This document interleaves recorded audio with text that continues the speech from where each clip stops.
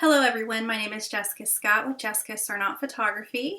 I decided to start a helpful tip video for mamas with cameras, or maybe you are a professional photographer who is always searching for helpful tips that will strengthen your business.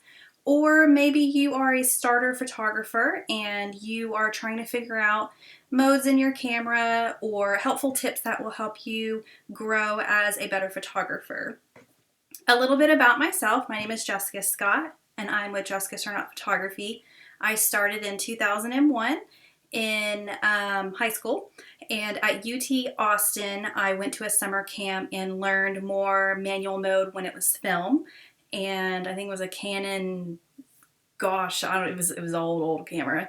And my first portrait studio job was in Grapevine, and I was with them for about 2 or 3 years, and I learned a lot about children and how to interact with them, different personalities, posing, and I learned that side of the business. And then I went to college and I learned how to do photography back when it was film photography, where you go in the dark room and you develop it yourself, both color and black and white.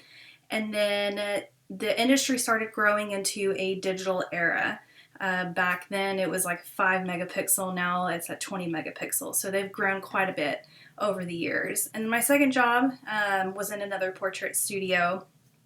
And at that time I decided to go out on my own and start my own company. I did that for about 6 years in a partnership. It unfortunately did not work out, but I did learn a lot about owning your own business and the do's and the don'ts.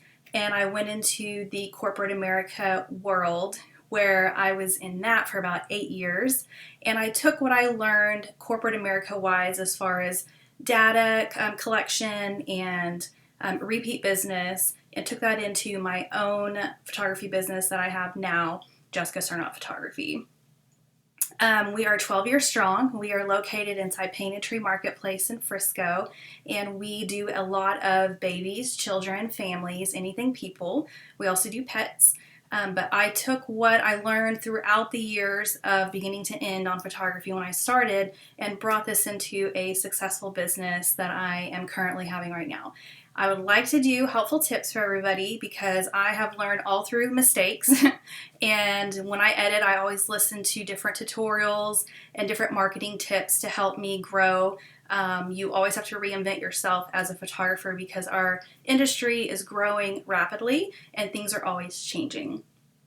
So today I want to, let's say, help you with a tip that changed everything.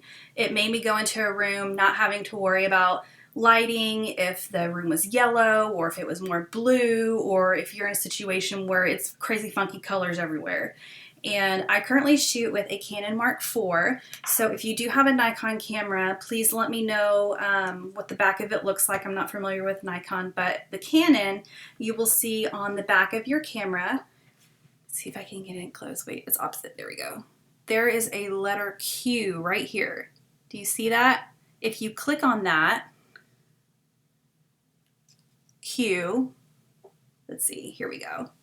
There is a letter K right here. It's blasted from the light, but if you click that K, you are going to see a number. Let's see if I can scooch back. Let's see, it's kind of blasted out. There is a number right here. Whoops, here we go. Let's see. 1 second, Q, K, and then there's a number right here.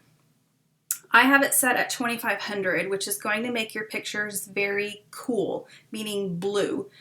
So if you're in a very yellow or red room, you can lower that number and it will take the redness out and try to balance out your what we call white balance, or your Kelvin temperature, which is a fancy word, but basically lower your number and it'll take that red out. But I'm in a room where it's very warm, so if I take a picture and that Kelvin temp is at 2500, it's going to look very blue. And I went ahead and took a picture of it. Now see all the blue tones over here? You don't want that. You want it to look like your whites are whites, your yellows are yellows, and it has an even white balance. So what I did is I went back into Q,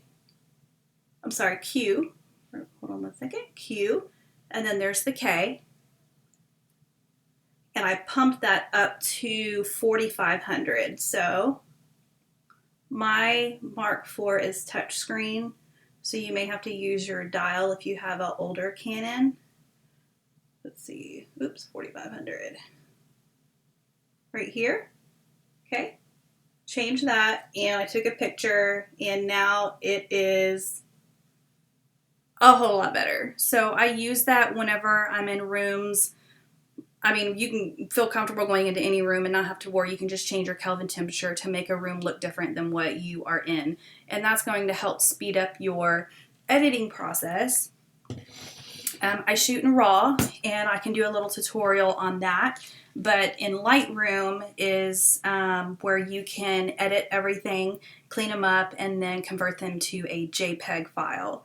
But I hope that that letter, Q, on the back of your camera helps you in different lighting situations that will change your life, because it did for me. I was nervous if I went into a dark room and it had red carpet or yellow walls, or maybe I had blue walls and it was reflecting off the skin and it was just wacky colors. So I hope that that helps everybody, and I'm hoping to do a weekly tutorial to help everybody. So if you have any questions or if you would like to hear a specific topic, please let me know, and I will do the best I can to help you grow as I have learned throughout my time doing photography. Thank you, and have a great day.